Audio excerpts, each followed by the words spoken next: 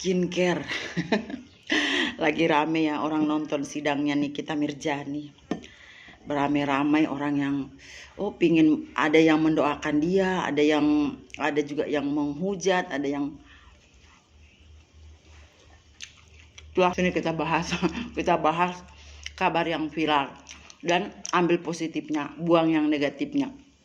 Ada dari sisi seorang ibu ya, aku juga bersimpati dengan dia gitu.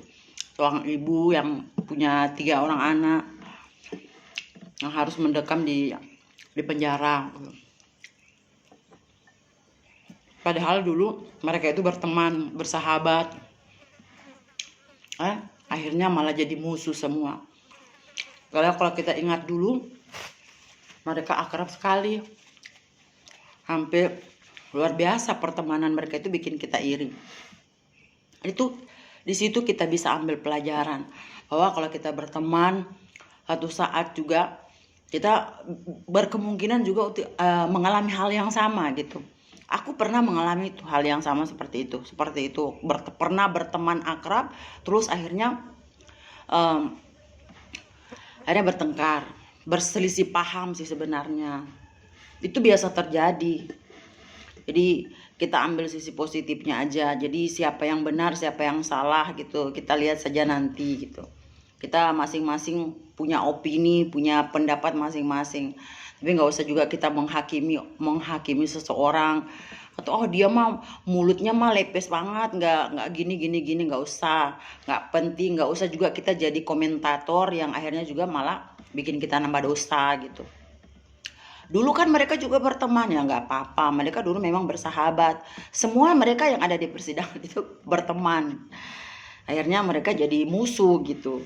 Itu pelajaran penting buat kita semua yang ada di sini. Tuh, yang aku ambil sisi positifnya, jangan sombong.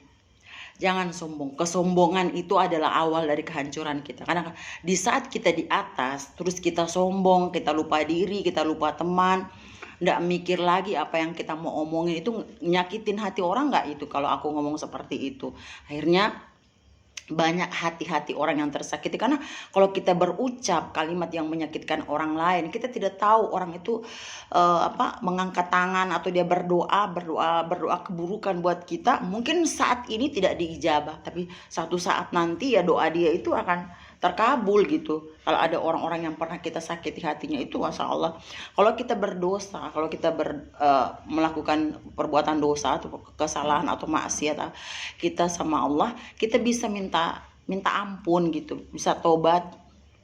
Tapi kalau sama manusia itu kita harus minta maaf sama manusianya yang pernah kita sakiti hatinya, yang pernah kita lukai hatinya. Jadi pelajaran buat kita, pelajaran penting buat kita untuk tidak bertutur kata yang berlebihan di saat kita lagi kaya atau di saat kita lagi jaya, memamerkan. Apalagi media sosial sekarang ya teman-teman, udah masya Allah luar biasa, apa saja bisa kita flexingkan itu harta kita, karena ain itu ada. Dan rasa iri orang itu melihat pencapaian kita, tidak semua orang punya hati yang tulus untuk ikut senang di saat kita berbahagia.